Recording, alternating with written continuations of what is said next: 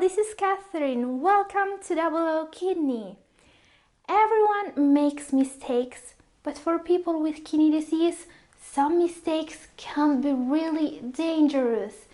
This is why I made these top 6 kidney killer mistakes people make with kidney disease. Stop doing these mistakes right now to stop kidney damage and to start reversing chronic kidney disease. So, there is not a moment to waste. Let's see what the most dangerous mistakes for a kidney patient are and how to avoid them. The number 6 mistake that's hurting your kidney is losing hope. Don't lose hope. Okay, I'll start today's video by saying that the battle that kidney disease patients have to face is a mental one. When people find out they have kidney disease, they're confused, worried, and really scared. And it's not their fault. Chances are their doctors gave them very limited information. If you are one of them, if your doctor told you that your future consists of either dialysis or transplant, well, that may not be true. There's a third option. You can fight the disease. You can stay strong and fight kidney disease. And if you don't lose hope, you may even beat it and find a way to reverse kidney disease. Yes, it takes a lot of strength and dedication and even motivation to keep going on and keep facing every day when there is a disease putting a shadow on everything in your life. And it is normal to be afraid and it is normal to feel down. But you have to know you can fight it. But you need to be strong. And remember that if you know anyone that has just been diagnosed with kidney disease or that is struggling with it, help them by sending them this video. Now, you may have seen a lot of videos on YouTube or articles on the internet promising you to improve kidney function in an easy way. This is not one of those videos. Let me be clear on this point. And this is because you won't be able to find an easy and working way to improve your kidney health. There is nothing like that. A way to improve your kidney health could be either easy or it could be working. Now, if you follow me here on Double O Kidney, you know that I prefer to focus on things that are actually working. So, if you bear with me today, I'll show you a strategy that can actually help you to improve your kidney health and to stop damaging your kidneys.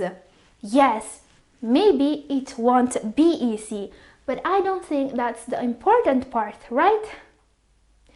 And as I was saying, everyone makes mistakes. But the upside of making a mistake is the powerful lesson that follows if you have the strength to learn from it. This brings us to the number 5 mistake that could be damaging your kidneys. And it is waiting to get sicker. If you're waiting to get sicker before you get serious about fighting kidney disease, you could be in for a rude awakening. Why letting the disease frighten you is bad, pretending that it's not there is even more dangerous.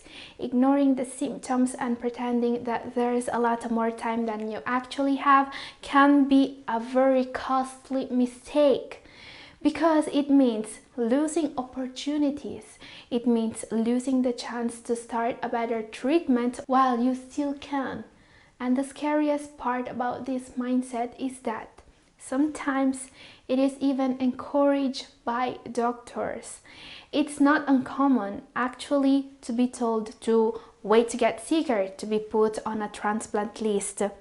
But encouraging a patient to wait to get sicker before advocating for their best life can be life-threatening, especially for people with chronic kidney disease. This is what drug addicts do, but you don't have to do the same. Drug addicts always wait to hit rock bottom before starting to even try to do something to improve things. And how does this mindset work out for them? So don't wait until you hit rock bottom of your health. Start to improve things as soon as you can. Number 4. Forgetting to ask and tell. For a lot of people suffering from kidney disease, the doctor-patient relationship is a complicated one. And in my opinion, the best way to improve this relationship with a great benefit for the patient is to start asking the right questions and telling the right observations and concerns to their doctors. A lot of patients fail to ask doctors questions about their health and take advantage of the short amount of time with the one person who can help them the most. Why? For a lot of people, this may seem uncomfortable. If initiating dialogues with your doctor is uncomfortable for you, tell it to your doctor. For example, you can say, "This is a bit awkward," or maybe embarrassing, "but I think it's important enough to bring up this issue. Maybe we can use this appointment time to share a couple of concerns I have." Now, if your doctor is reluctant or distracted or just too rushed to listen when you try to open this dialogue, find another way to communicate. You might consider email communication as an alternative if your doctor is open to it. It's extremely important to have an open way of communication with your doctor. You should not have to walk on eggshells to approach a topic. Open communication is the only way to build respect and trust. Now, asking questions is the most important part of this relationship. Asking questions is key to good communication with your doctor. If you don't ask questions, they may assume you already know the answer or that you don't want more information. Don't wait for the doctor to raise a specific question or subject. Be proactive. It's your health that's on the line here. Now, there's even the possibility that your attempts falls on flat ears. Not all doctors are open to a dialogue and not all of them are used to an ask and answer kind of relationship with their patients. Should this be the case, it might be a sign to get a second opinion while exploring other care providers in your network. Your job is to advocate for your kidney health by working together with your doctor. You won't be able to get there if you don't have the right communication and if you are not part of the team working on improving your kidney health.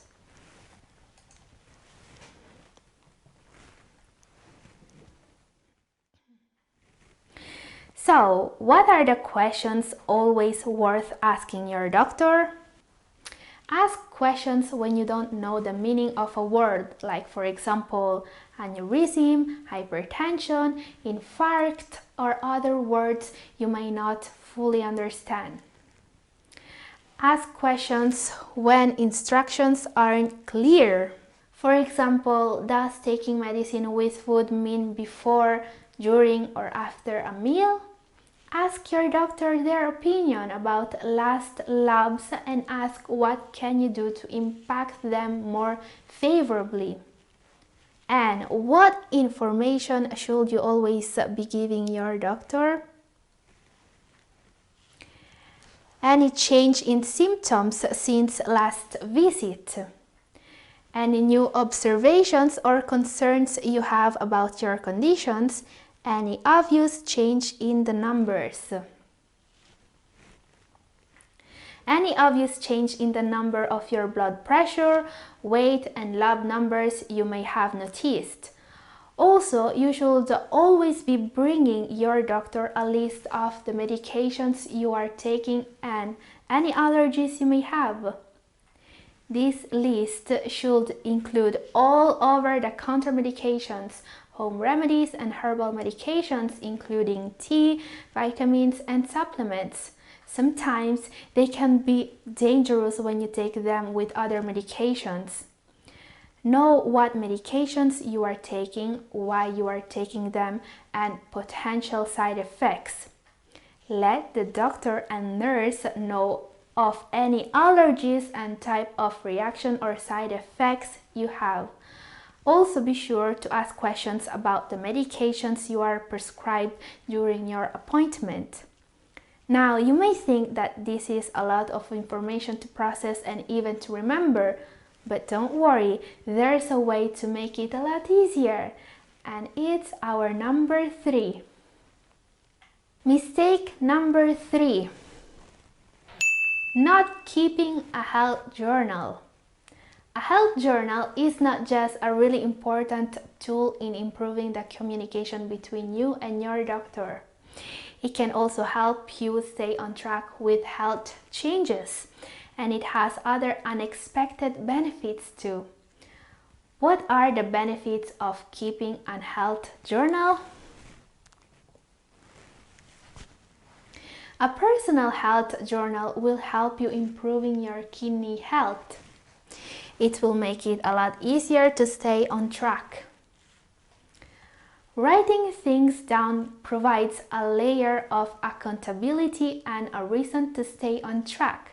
For example, people who may want to lose weight may find it a lot easier to achieve their goal when they have to be accountable on what they eat. It will help you notice what foods aggravate your system.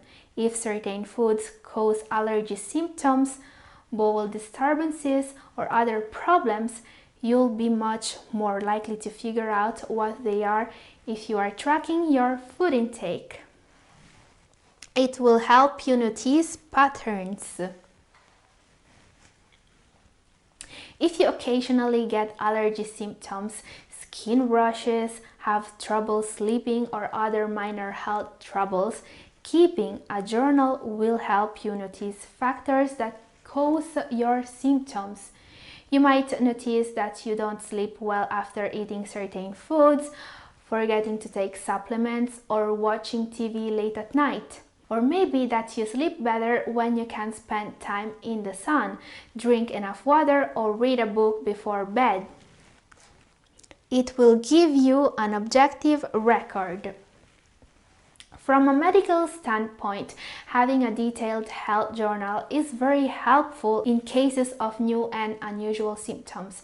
You may perhaps associate them with fluctuations in body weight or with a change in your diet. It will also be helpful for you to see objectively over time how changes made to your lifestyle have affected your kidney health and how it has improved. But most of all, a personal health journal is an easy way to keep track and improve your kidney health. Keeping track of your health history helps you to be an informed patient. Knowledge allows you to take better decisions that will, in the long run, have a big positive impact on the health of your kidneys. Now, I've prepared an Excel spreadsheet you can download and use as your health journal if you want. Here it is. The link is in the description. Now I'll show you how it works. You will have to print some of these and fill in all the info and relative dates. Now you can customize your journal to include any information that you want. This is mostly an example. Some of the things I've included in the health journal I've made are, let's see, blood pressure, blood glucose levels, weight.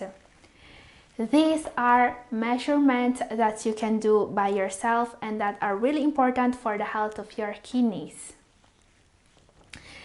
Keeping track of them and confronting them with the results of the analysis can be a game changer for a lot of people. Food, water, and liquid intake.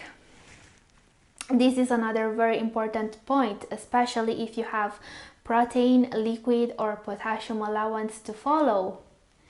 Sleep. exercise symptoms changes. Here you can write down any symptom you have to tell your doctor. Any allergies or reactions, skin changes, even pain or fatigue can be a result of changes you may have to understand. Medications, supplements. Medication and supplements you started taking. This is another important one. And for last, analysis results. Results of lab analysis. More on this in a moment. Now, if you haven't journaled before, I'd suggest trying it for a few weeks. You might be amazed at what you discover. And be sure to take your health journal to your doctor's appointments. This helps you provide your doctor with exact information about your health. Your doctor also can help you keep your health journal up to date. Now, as I was saying, a very important thing you can be adding to your health journal are the results of your lab values. These bring us to the number 2 mistake people make with chronic kidney disease. Number 2. Ignoring your numbers. As I was saying, monitoring your lab results, weight and blood pressure numbers can give you a big advantage when it comes to the health of your kidneys. Monitoring your numbers also means that you shouldn't rely only on your doctor to translate those hard to pronounce words and jumbled corresponding values you find on your lab results. Are you keeping track of them? Don't assume you're being told everything you need to know by your doctor.